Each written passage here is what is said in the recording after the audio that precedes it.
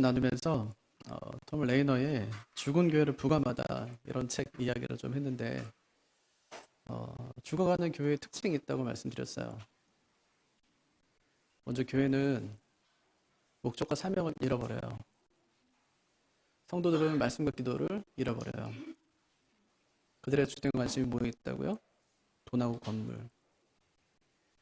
그러니까 밖에 나가서 증인의 사명을 감당하는 게 아니라 안에 있으면서 막 싸워요. 그 중에 특징 중에 하나가 이제 나를 굉장히 중요하게 생각한다 이렇게 말씀드렸죠. 다른 사람이 중요하고 거기에 관심 있는 게 아니라 나에게 관심이 있어요. 그런 교회들은 서서히 죽어간다. 그분이 또 한 권의 책을 썼습니다. 살아나는 교회를 해부하다 이런 책인데 그 책에 보니까 살아나는 교회들의 특징을 몇 가지 이야기해요. 그 첫째가 남 탓을 하는 책임 전가에서 벗어났다. 둘째가 전통을 위한 전통을 내려놓기 시작했다. 셋째, 숫자가 목표가 아닌 바른 측정을 위한 점수판을 만들었다. 넷째, 처음부터 끝까지 회복의 전 과정에 기도가 있었다. 다섯째, 아프지만 연합을 방해하는 독소를 제거했다. 그러니까 유독한 교인들을 제거했다고 썼어요. 유독한 교회들을. 그러니까 교회에서 막 문제를 일으키고 막 예배하는 것을 회방하고 처음에 막 품어주다가 나중에 그것 때문에 굉장히 문제가 많이 생기니까 교회가 성경의 원리대로 치리했다는 거예요. 그리고 여섯째가 소그룹에 참여시켜서 소속감을 느끼게 하였다. 이렇게 살기로 선택한 교회들은 영적인 부흥을 맛봤다는 겁니다. 우리가 해야 될 일은 뭘까요? 교회가 옳은 방향으로 가고 있는지 끊임없이 확인하는 겁니다. 오늘 살펴볼 교회가 빌라델비아 교회인데요. 그 교회가 어떤 교회일까? 한마디로 말하면 작고 강한 교회예요. 요즘에도 강소기업 있더라고요. 작지만 아주 강한 그런 살아남는 그런 기업들이 있던데 빌라델비아 교회가 바로 그런 교회였습니다. 주님께서는 에베소 교회, 버가모 교회, 두아데라 교회, 사대 교회, 라오디게아 교회를 향해서 회개하라 그렇게 명령하셨습니다. 또 모든 7교회에게 동일하게 하신 말씀이 있었는데 강해지라 그렇게 당부하셨습니다. 하지만 성경 어디에도 작은 교회더러 큰 교회가 되라 이렇게 말씀하신 적은 없어요. 사람은 키우고 세우라 이렇게 말씀하셨지만 교회는 키우고 세우라고 말씀하신 적이 없어요. 우리는 오랫동안 어떤 교회가 부흥하지 않으면 실패라는 말을 합니다. 30년 동안 40년 동안 교회가 정체되어 있으면 실패했다고 생각해요. 하지만 그런 말은 성경의 3가지 가르침을 부인하는 것입니다. 첫째가 큰 교회로 성장하는 것은 성경의 가르침이 아닙니다. 둘째, 성경에 그렇게 큰 교회는 그렇게 흔하게 존재하지 않는다는 거예요. 여러분이 생각하는 큰 교회가 어떤 교회입니까? 성경에 어떤 교회가 크게 됐고 막 부흥되고 했죠? 예루살렘 교회 아마 떠올리실 거예요. 처음에 한 번 복음 전했더니 3,000명이 오고 그 다음에 5,000명이 오고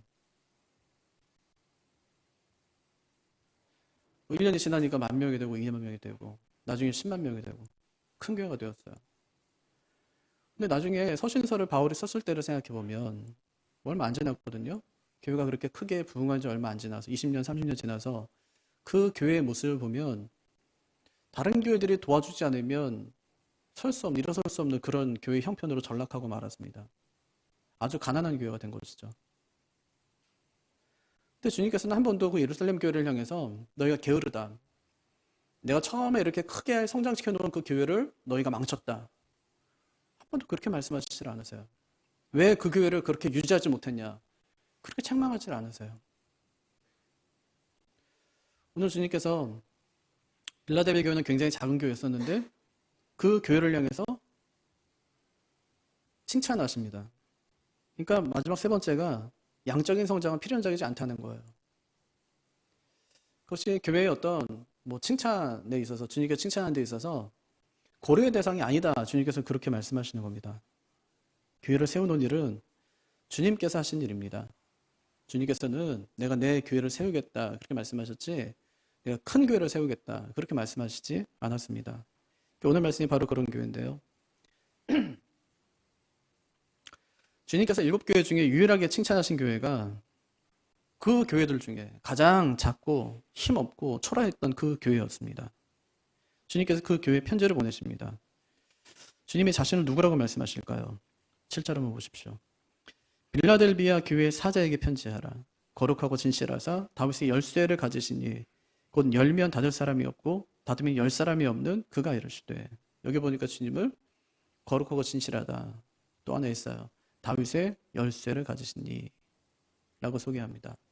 거룩하고 진실한 건 이제 뭔지 잘 아니까. 다윗의 열쇠를 가졌다는 말이 무슨 뜻일까요? 다윗의 왕가를 완전히 통제하고 계시다. 그런 뜻이에요. 이게 구약적인 배경이 있어요.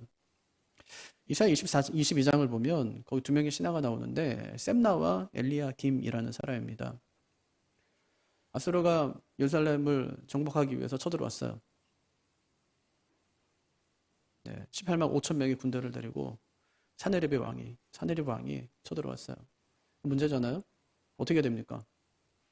18만 5천 명의 군사가 와서 예루살렘 성을 포위했어요. 어떻게 해야 되죠? 하나님께 기도해야죠. 그죠? 하나님께 기도했어요. 하나님 어찌 해야 됩니까? 또 뭐 해야 돼요? 기도한 다음에. 나가서 뭐 얘기는 좀 들어봐야 될 거 아닙니까? 왜 왔는지. 어떻게 하면 되는지 우리가. 그래서 협상할 수 있는 사람을 3명 보내요. 그 중에 2명이 셈나와 엘리야김이었어요. 어떤 사람이었을까요? 지도적인 위치에 있던 사람이겠죠. 셈나는 국고를 맡은 사람입니다. 왕궁을 맡은 사람이에요. 요즘으로 하면은 아마 국무총리도 될 거예요. 재무를 맡은 사람입니다. 그러니까 엄청나게 막강한 힘을 가진 사람이었어요. 지금 상황은 어떻다고요? 일촉즉발의 상황인 거예요. 어떻게 해야 돼요? 내실을 다지고 백성들의 마음이 흔들리지 않도록 마음을 강하게 붙잡고 그렇게 해야 될 텐데 그게 아니라 자신에게 주어진 권력을 가지고 자기 입속을 챙기는 거예요. 자기 이제 올라갈 대로 올라갔어요. 딱 하나 남은 자리가 있는데 그 왕의 자리예요. 거기까지 올라갈 수가 없으니까 어떻게 하냐면 왕들이 있는 그 묘실을 옆에 자기도 자기 묘실을 갖는 거예요. 얼마나 있으면 죽을 수도 있겠죠. 그죠? 이제 예루살렘이 멸망당하면 자기도 죽을 수밖에 없는데 그럼 이제 어떻게 해야 되냐. 왕들이 묻힌 그 묘실에 자기 묘실도 하나 놓는 겁니다. 또 하나가 왕이 될 수 없으니까 왕이 타는 차례도 타는 거예요. 대통령 관용차를 자기도 타고 다니는 거죠. 그럴 정도의 사람이었습니다. 그러니까 하나님께서 그를 가만히 두겠냐고요. 가만두지 않습니다. 그래서 우리가 직분자들이 조심해야 될 게 있어요.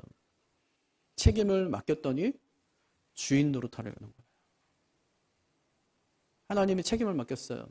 그랬더니 주인 된 줄 알아요. 직분을 맡겼더니 주인 된 줄 알아요. 특히 목사가. 하나님께서 강단을 맡겼더니 이 교회가 마치 자기 교회인 것처럼 착각하는 거예요. 장로 권사 집사 마찬가지예요. 책임을 맡겼더니 마치 내가 대장 된 것 같은 거예요. 셈나가 그랬어요. 하나님께서 그를 가만두지 않습니다. 그를 내쫓고 엘리야김을 그 자리에 세우는 겁니다. 그게 이사야서 22장 21절부터 22절인데 그가 여기서 말하는 거는 엘리야김이에요. 그가 예루살렘 주민과 유다 집의 아버지가 될 것이며 내가 여기서 나는 주님이세요. 내가 다윗의 집의 열쇠를 그의 어깨에 두리니 그가 열면 닫을 자가 없겠고 닫으면 열 자가 없으리라. 엘리야김에게 2가지 주시는데 첫 번째는 유다의 집의 아버지가 된대요. 가문의 어른이 되게 하겠다. 두 번째는 다윗의 집의 열쇠를 주겠답니다. 이건 문자적인 열쇠가 아니에요. 그가 왕에게 오게도 할 수 있고 못 오게도 할 수 있는 그런 막강한 권한을 그에게 주겠다고 말씀하신 겁니다. 근데 그게 누구한테 지금 누구를 예표해서 누구에게 지금 이어지냐면 그것이 오늘 말씀해 보니까 예수님에게 이어지고 예수님께 그 열쇠가 주어집니다. 다시 7절 한번 보세요.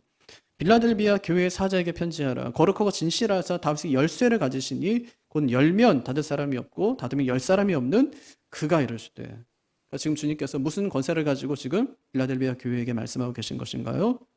엘리야김이 다윗 왕조의 열쇠를 가졌다면 주님께서는 다윗 왕국의 성취인 하나님 나라의 출입을 결정하는 권세를 가지고 그분이 지금 빌라델비아 교회에게 말씀하고 계신다. 그런 말입니다. 어떤 권세요?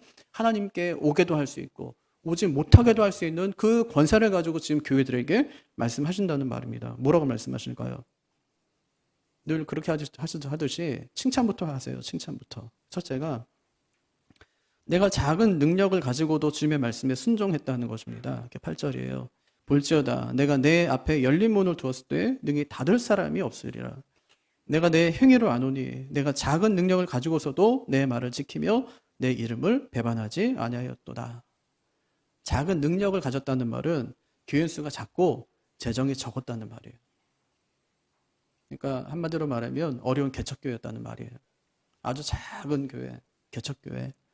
사람들이 볼 때는 아무 힘도 없는 교회. 그러면 당신이나 지금이나 힘을 가지고 있으면 큰 일을 한다고 생각해요.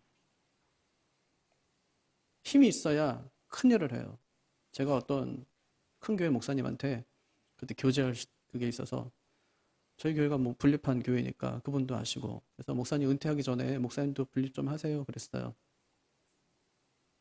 근데 웃으면서 하시는 말씀이 자기는 안 한대요. 왜 안 하세요 그랬더니 개미 군단의 힘이 얼마나 센데 이러시더라고요. 네. 뭔 얘기인지 아시겠죠? 숫자의 힘이 얼마나 센데 그럼 나누면 안 된다는 거예요. 힘이 분산되기 때문에 결집해야지 나누면 안 된다는 거예요. 그리고 은퇴하셨어요. 저는 보면서 가끔 그런 생각해요. 잘하신 걸까? 이런 생각해요. 잘하신 결정일까? 그럼 지금도 후회하지 않으실까? 하는 생각을 가끔 해요. 그런 사람들은 참 큰 거 좋아합니다. 뭐 대기업, 마트 가도 대형 마트, 교회도 뭐 대형 교회. 우리가 추구하고 지향하는 것입니다. 거기서 힘이 나온다고 생각하는 것이죠. 하지만 주님께서는 대형 교회 하지 않으셨어요. 사람을 끌어모으는 목회 주님께서 하지 않습니다.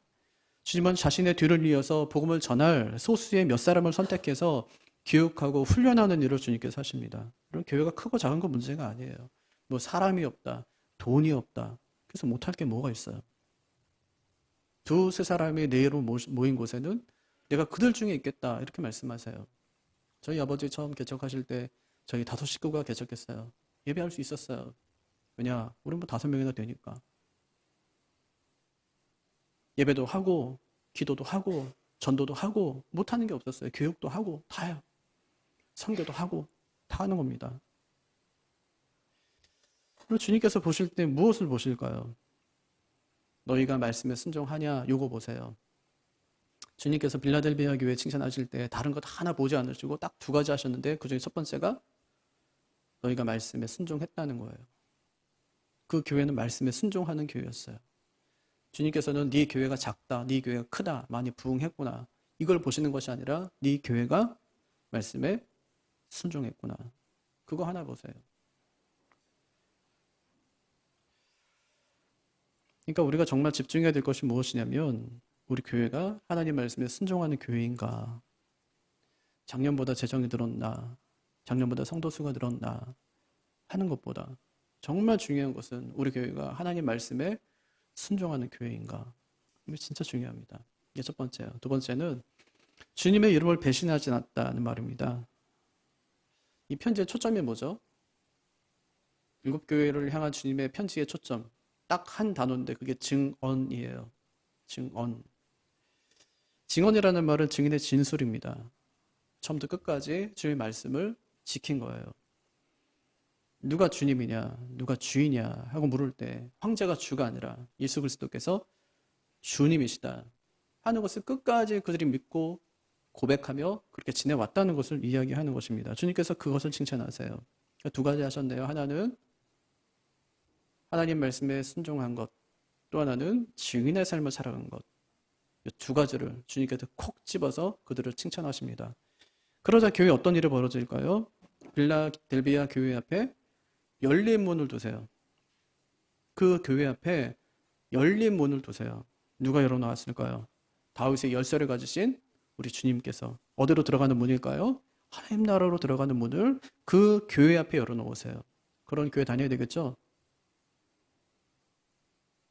네. 교회 앞에 활짝 하나님 나라를 향해서 열린 그 문이 있는 그런 교회 다녀야 되지 않겠습니까? 우리 님이 앞에서 돈 많고 건물이 번듯하고 성도가 북적이는 그런 교회들을 살펴봤습니다. 그 교회들의 한 가지 공통적인 특징이 있는 거예요. 처음 사랑을 잃어버렸든지 우상숭배를 하든지 행음하더라는 거예요. 성도가 많으면 어떤 사람이 정말 참 신앙인이고 어떤 사람이 신앙인처럼 보이지만 불신앙을 가진 사람인 줄을 아무도 알지 못해요. 서로가 서로에게 관심이 있는 것처럼 보이지만 사실은 서로가 서로에게 그렇게 크게 관심을 갖지 못해요. 주님께서 교회들을 지적하실 때 너희 중에 어떤 사람은 행음을 하고 어떤 사람은 우상을 숭배하고 거짓 교사의 가르침을 따르고 그런다는 거예요. 이 한쪽에서 그런 일이 막 일어나는 거예요. 다른 한편에서는 하나님의 말씀에 순종하고 또 증인의 삶을 살아가고 하는 사람들이 교회 한편에 있다는 거예요. 주님께서 그 교회를 향해서 계속 책망하십니다. 너희가 니골라 당의 그 교훈을 따랐도다 이러면서요. 네 이세벨의 무리에 너희가 그것을 따랐도다 이러면서 주님께서 계속 그들을 책망하십니다.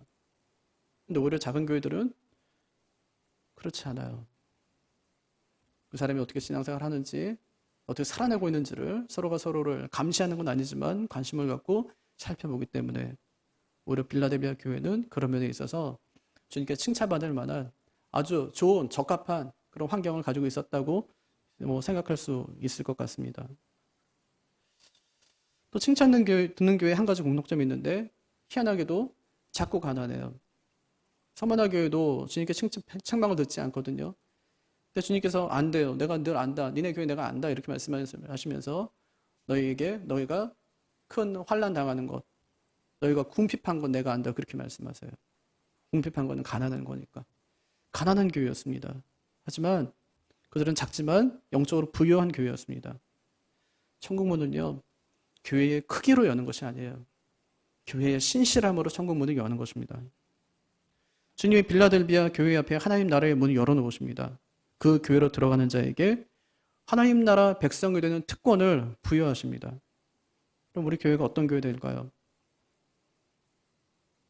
크고 잘 나가고 이 지역에서 유명하고 이름나고 남들이 부러워하는 그런 교회가 아니라 주님의 말씀에 순종하고 증인의 삶을 살아가는 그런 교회가 되어야 합니다. 하나님 말씀 붙들고 예수 생명 붙들고 사는 그런 교회가 되어야 됩니다. 몇 사람만 그렇게 해서는 안 되고 우리 모두가 그렇게 살아야 됩니다. 그렇게 살아갈 때에 주님께서 서머나 교회에게 빌라델비아 교회에게 칭찬하셨던 것처럼 우리 교회도 주님께서 그렇게 칭찬하실 것입니다. 그러니까 서로 격려해야 합니다. 서로의 신앙을 돌아보아야 합니다. 돌아보면서 서로 격려하고 함께 이렇게 세워주고 함께 천국길을 걸어가는 그런 우리가 되기를 주님의 이름으로 축복합니다. 우리가 그렇게 할 때 주님께서 주겠다고 하신 상급이 있습니다. 그 첫 번째가 내가 너희를 사랑한다는 것을 알게 해주겠다고 말씀하세요. 간혹 어떤 분들이 하나님께서 우리 시민교회를 사랑하시는 것 같대요. 그때마다 저는 속으로 생각해요. 저분이 뭘 보고 저런 말씀을 하실까? 우리 교회에 뭘 보고 저런 말씀을 하실까?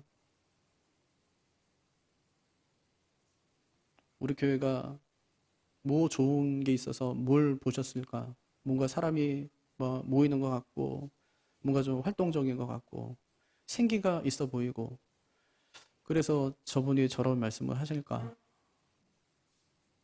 전 잘못 봤다고 생각해요. 만약에 그분이 우리 시민교회는 하나님이 사랑하시는 교회 같아요 라고 말씀하시는 그 이유가 우리 교인들이 하나님 말씀에 순종하고 증인의 삶을 살아가는 모습을 보면서 우리 교회가 하나님이 사랑하시는 교회처럼 보인다고 말한다면 그것은 맞는 말이에요. 하지만 우리 교회 껍데기를 보고 하나님이 교회를 사랑하시는 것 같다고 이야기했다면 그것은 틀린 말이에요.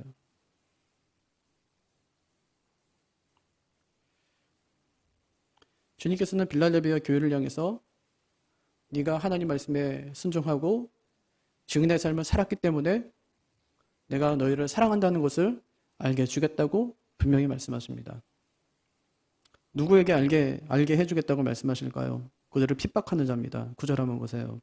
보라 사탄의 회당 곧 자칭 유대인이라 하나 그렇지 아니하고 거짓말을 하는 자들 중에서 몇을 내게 주어 그들로 와서 내 발 앞에서 절하게 하고 이렇게 말씀하시죠. 빌라델비아 지역의 유대 공동체는 자신들이 참 이스라엘을 대표한다고 생각했습니다. 그들은 지역의 유지였어요. 돈이 많았고 사회적인 지위도 있었습니다. 이것을 무기로 삼아서 교회와 성도들을 핍박하였습니다. 근데 주님께서 그들 중 몇 명을 교회에 와서 절을 하게 하겠다고 말씀하십니다. 이 말은요, 그들을 굴욕적으로 만들겠다는 말이 아니에요. 그들로 하여금 회개하게 하겠다는 말입니다. 하나님이 진짜 누구를 사랑하는지를, 그래서 그들로 하여금 알게 하겠다는 말입니다. 두 번째가 있어요. 두 번째는 내가 너를 지켜주겠다고 말씀하십니다. 10절 보세요.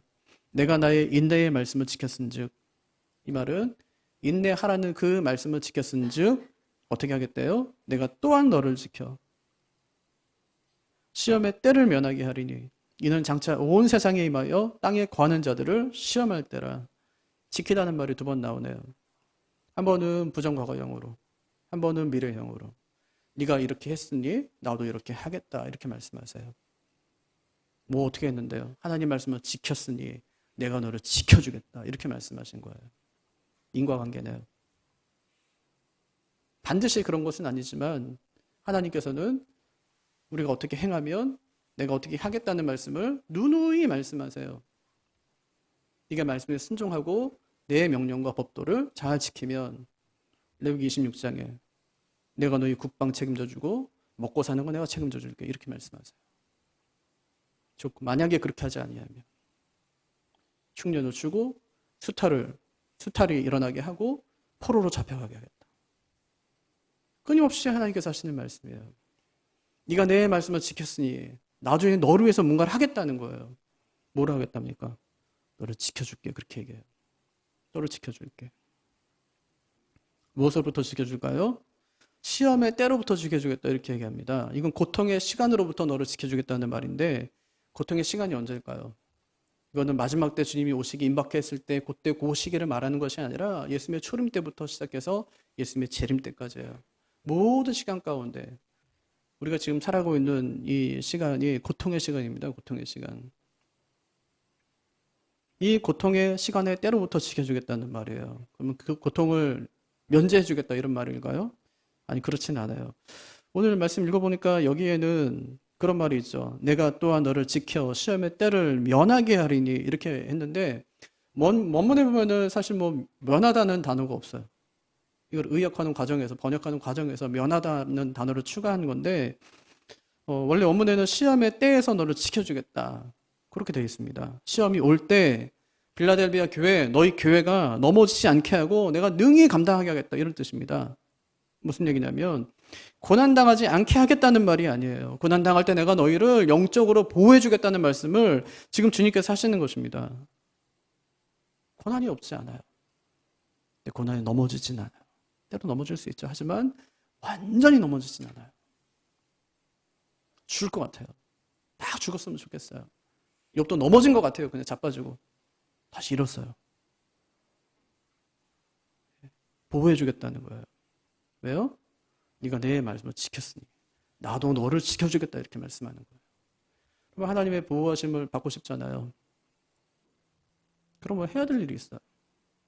하나님 말씀에 순종하며 살아가는 거예요. 이게 첫 번째. 두 번째는 시험하는 자들로부터 지켜준대요. 시험하는 자는 누굴까요? 우상숭배자들. 계속 시험을 주거든요. 야, 이거는 국가의식이지, 이건 종교적인 행위가 아니야. 계속 유혹하고 시험합니다. 그들로부터 지켜주겠대요. 어떻게 해요? 말씀 붙들고 살아가니까 저절로 지켜지는 거예요. 하나님께서 보호해주고 지켜주겠다고 말씀합니다. 그러면서 주님께서 그들에게 위로하시는 거예요. 뭐라고요? 11절, 내가 속히 오리니 내가 가진 것을 굳게 잡아 아무도 내 면류관을 빼앗지 못하게 하라. 내가 어떻게 한대요? 속히 오리니. 이것은 경고입니까? 위로입니까? 이건 위로예요. 애가 집에 혼자 있어요. 전화했어요. 아빠 금방 갈게. 조금만 더 기다려. 아빠 거의 다 왔어. 이거는 경고입니까? 위로입니까? 가끔 경고로 듣는 애들이 있어요. 너 이제 내가 확인하겠다는 거, 너 이제 아까 내가 해놓으라고 했던 거 이제. 근데 대부분은 위로예요. 아, 이제 아빠 다 오셨구나, 이제. 이제 혼자 있지 않아도 되겠구나. 이게 위로거든요. 예. 빌라델비아 성도들에게 조금만 기다리라는 겁니다. 내가 곧 갈 테니까 절대 포기하지 말고 네가 가진 것, 그게 뭘까요? 여태까지 하나님 말씀에 순종하고 증인의 삶을 살았던 것, 그것을 굳게 붙잡고 조금만 더 기다리라는 말이에요. 네가 앞으로 임할 환난으로부터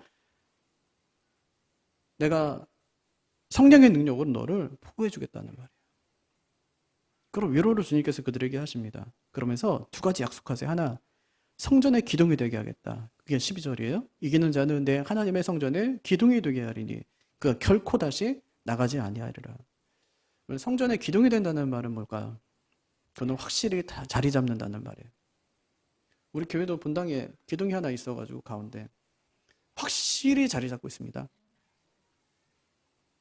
아무리 기도해도 이건 빠지질 않아요. 빠지게 해주세요. 빠지게 해주세요. 하나님 뺐어요. 어떻게 될까요? 무너져요. 확실히 자리 잡게 하겠다는 말이에요. 뭘 얘기할까요? 구원의 확실성. 뭐 했더니요? 하나님 말씀에 순종하고 또 하나 증인의 삶을 살아가는 자에게 아주 굳은 약속을 하시는 거예요. 네 구원은 따놓은 당상이다. 이렇게. 이것이 굉장히 중요한 교리인데 웨스트민스터 신앙고백서 17장 1절에 보면 성도의 궁극적 구원에 관해 이렇게 말합니다. 하나님이 그의 사랑하시는 자 안에서. 하나님이 사랑하시는 자는 누굴까요? 예수님이에요. 하나님이 예수님 안에서 받아들이시고 우리를 받아들이시고 성령으로 효력 있게 부르시고 받으시고 부르시고 거룩하게 하신 자들은 어떻게 된대요? 은혜의 상태로부터 전적이거나 최종적으로 타락할 수 없고, 무슨 얘기냐면 은혜의 상태, 우리가 은혜의 상태란 말이에요. 근데 타락할 수 있어요. 하지만 전적으로 타락하진 않아요. 최종적으로 타락하진 않는다고요. 그렇게 할 수 없대요. 끝까지 확실히 견인하여 영원한 구원에 이를 것이다. 이렇게 가르쳐요. 잠시 넘어질 수 있어요. 쓰러질 수 있죠. 하지만 다시 일어나요, 신자는. 바울이 그것을 빌립보서 1장 6절에서 이렇게 얘기합니다. 너희 안에 착한 일을 시작하신 이가 그래서 예수의 날까지 이루실 줄을 우리는 확신하노라. 너희 안에 착한 일을 시작하셨다는 말은 우리의 구원을 베푸셨다는 말이에요. 우리를 구원하셨다는 말이에요. 구원하신 분은, 그분은 끝까지 그 일을 이루실 것이다. 그렇게 얘기하는 겁니다. 한 번 받은 구원이 취소될 수 있을까요? 그럴 수 없어요. 도르토 신경 11장이 그 이유를 설명하는데 왜 그러냐? 왜 취소될 수 없느냐? 하나님은 가장 지혜로우시며 불변하시며 전지하시며 무소부지하신 분이시기 때문에 그가 행하신 선택은 중단되거나 변하거나 취소되거나 무효화될 수 없다. 또한 택함 받은 자는 버림받거나 그 수가 감소될 수도 없는 것이다. 왜 그렇다고요? 하나님의 전지하심, 하나님의 전능하심 때문이에요. 하나님이 우리를 구원할 때 다 알았어요. 우리가 이렇게 살 줄. 그게 전지예요. 그런 사람은 어떻게 구원하죠? 전능하시기 때문이에요. 못하신 게 없어요. 다 하실 수 있어요. 근데 왜 구원받은 성도가 타락할까요? 그거에 대해서 우리가 어떻게 설명할 수 있겠습니까? 웨스트민스터 신앙고백서 17장 3절에 보면 이렇게 그것을 얘기해요. 성도들은 사탄과 세상의 시험, 성도들 안에 남아있는 강한 부패성, 성도들을 보존하는 방편들을 게을리함으로 말미암아 무서운 죄에 빠져 한동안 죄 가운데 머물러 있기도 하는데, 그러니까 일시적으로 죄 가운데 머물러 있을 수 있다는 말이에요. 그리고 그것 때문에 하나님의 진노를 일으키며 하나님을 싫어하시니까 성령을 근심케 하며, 우리를 보면 근심하세요. 은혜와 위로를 어느 정도 빼앗기게 되고, 어느 정도 빼앗기는 거예요. 다 빼앗기진 않는다는 말이에요. 성도들의 마음이 강팍해지며 양심이 상처를 입고 남을 해치며 중상하고 일시적으로 성도들 자신에게 심판을 초래하기도 한다.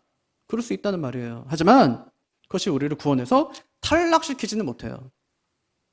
왜 그럴까요? 구원이 우리의 행위에 달려있지 않기 때문에. 구원이 우리의 행위에 달려있지 않기 때문에. 그럼 우리가 왜 성결하게 살아야 될까요? 그 구원의 기쁨을 이 땅에서 충분히 누리기 위해서요. 구원받지 못할까봐가 아니라, 우리 천국이라는 거는 죽어서 가는 나라가 아니에요. 하나님 나라는 죽어서 가는 곳이 아니에요. 살아서 경험하는 곳이에요. 살면서 그 나라를 경험한다고요. 그래서 성도는 말씀 붙들고 믿음으로 살아요. 여러분, 우리가 무엇을 해야 구원을 받을 수 있겠습니까? 우리는 전적으로 타락한 존재이기 때문에 뭔가를 하면 할수록 죄밖에 더해지는 것이 없습니다. 우리가 무엇을 하면 하나님의 성전의 기둥이 될 수 있겠습니까? 그것은 내 힘으로 하는 것이 아닙니다. 하나님이 기둥으로 세워줘야 될 수 있는 겁니다. 하나님이 그렇게 세운 기둥을 조금 잘못했다고 막 뽑아버리고 그렇게 합니까? 그럼 또 조금 잘하면 하나님이 또 거기다가 기둥을 또 세우고 그렇게 하시겠습니까? 그렇지 않아요. 그게 11절, 12절이에요. 이기는 자는 내 하나님의 성전에 기둥이 되게 하리니 그 결코 다시 나가지 아니하리라. 다시 나가지 않는다는 말은 하나님의 집 밖으로 나가지 않는다는 말이에요. 기둥이 나가면 어떻게 되겠습니까? 성전이 무너지는 것이죠. 그래서 이 말씀은 결코 쫓겨날 수 없는 신분을 갖게 된다는 것을 말씀해 주고 있습니다. 이러다가 구원받지 못하는 거 아니야? 염려하지 마세요. 하나님의 말씀에 순종하고 증인의 삶을 사는 사람들은 구원이 확실히 보장되어 있다는 것을 오늘 말씀이 우리에게 분명히 증거해 주고 있습니다. 그뿐 아니라 이것을 더 확실하게 보증해 주는 약속이 뒤에 나옵니다. 3가지 이름을 기록해 주겠다고 말씀하는 거예요. 이게 2번째예요. 이름을 기록해 주겠다. 이게 약속이에요. 12절 내가 하나님의 이름과 하나님의 성 곧 하늘에서 내 하나님께로부터 내려오는 새 예루살렘의 이름과 나의 새 이름을 그의 위에 기록하리라. 이거 새 이름이 나오는데 3가지 이름. 하나는 하나님의 이름, 2번째는 새 예루살렘의 이름, 또 하나는 주님의 새 이름. 하나님의 이름이 뭘까요? 그건 내가 하나님께 속해 있다는 거예요. 새 예루살렘의 이름이 뭘까요? 내가 거기에 시민권을 가졌다는 거예요. 주님의 이름이 뭘까요? 내가 주님과 그렇게 깊은 관계 속에 있다는 것을 이야기해 주는 것입니다. 이것이 전부 우리의 구원이 왜 흔들리지 않느냐 하는 것에 대해 우리에게 설명해 주고 가르쳐 주는 말씀이라는 겁니다. 그러니까 염려하지 말래요. 간혹 가다가 구원파 이단들이 우리에게 묻는 질문이 있어요. 어떻게 구원받냐? 깨닫고 거듭나야 구원받는다는 거예요. 깨달았냐? 뭘요? 언제 구원받았는지, 몇 날, 며칠, 몇 시, 몇 분에 구원받았는지 그걸 막 이야기하는 거예요. 영적인 생애를 기억하냐? 기억하는 것이 구원받은 증거다. 그렇게 해요. 그럼 다시 한번 말하지만 예수 믿으면 구원받는 것이지 깨달으면 구원받는 것이 절대로 아닙니다. 무엇을 받고 안 받고에 따라서 구원이 결정되는 것이 아니에요. 구원은 예수 믿으면 받는 거예요. 주 예수를 믿으라. 그리하면 너와 내 집이 구원을 얻으리라. 영접하는 자, 곧 그 이름을 믿는 자들에게는 하나님의 자녀가 되는 권세를 주셨으니 누구든지 예수를 하나님의 아들이라 시인하면 하나님 안에 거하고 그도 하나님 안에 거하느니라. 성경의 분명한 가르침입니다. 이렇게 큰 복을 받은 그들이 해야 될 일이 있어요. 뭐 해야 될까요? 하나님께 이제 구원의 확실성을 약속받았는데, 보장받았는데 뭘 해야 돼요? 지금 하던 일을 끝까지 하는 겁니다. 어떤 일이요? 말씀에 순종하는 일, 증인의 삶을 살아가는 일, 이 일을 끝까지 하는 겁니다. 만약에 그렇게 하지 않으면 어떻게 될까요? 구원에서 떨어지진 않겠지만 그들 또한 주님의 책망을 피하지는 못할 것입니다. 말씀을 정리하겠습니다. 여러분, 주님께서 이 말씀을 누구에게 하실까요? 오늘 말씀의 시작은 빌라돌비아 교회에게 하시는 말씀인 것처럼 보이지만 맨 마지막 절을 보니까 교회들에게 하시는 말씀이었습니다. 13절 귀 있는 자는 성령이 교회들에게 하시는 말씀을 들을지어다. 이 말씀은 빌라델비아 교회만 하시는 것이 아니라 오늘 우리 교회에도 들려주시는 그런 말씀이라는 말입니다. 그럼 우리는 이 말씀을 듣고 무엇을 살펴야 될까요? 첫째, 우리 교회 안에 하나님 말씀에 대한 순종이 있는지, 둘째, 우리 교회가 증인의 삶을 잘 살고 있는지를 살펴야 합니다. 중요한 것은 그것을 끝까지 하는 겁니다. 끝까지. 우리가 그렇게 하면 주님도 역시 그렇게 하시겠대요. 우리가 하나님 말씀을 지키면 주님께서 내가 너를 지키겠다고 이렇게 말씀하세요. 그런 자들에게 주신 약속이 있습니다. 내가 너희를 사랑하는 것을 알게 하겠다. 내가 너희를 지켜주겠다. 하나님의 성전의 기둥으로 삼겠다. 하나님의 이름과 새 예루살렘의 이름과 주님의 이름을 주겠다고 약속하십니다. 다시 한번 말하지만 이것은 빌라델비아 교회만 주시는 말씀이 아니라 우리 교회에도, 우리 자신에게도 주시는 말씀입니다. 우리 교회에 들으라고 하시는 말씀입니다. 말씀에 순종하고 증인의 삶을 살아가는 그런 교회가 되기를 바랍니다. 하나님 보실 때 기뻐하시는, 주님께 칭찬 듣는 교회가, 그런 교회가 되기를 주님의 이름으로 축복합니다. 자리에서 일어나셔서 우리 함께 찬양하겠습니다.